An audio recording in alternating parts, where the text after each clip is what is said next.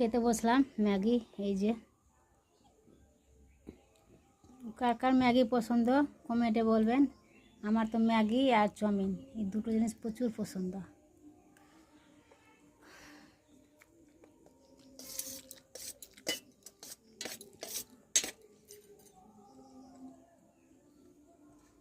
আজকে আবার কাজ তাড়াতাড়ি সারতে হবে, কারণ আজকে রথ মেলা।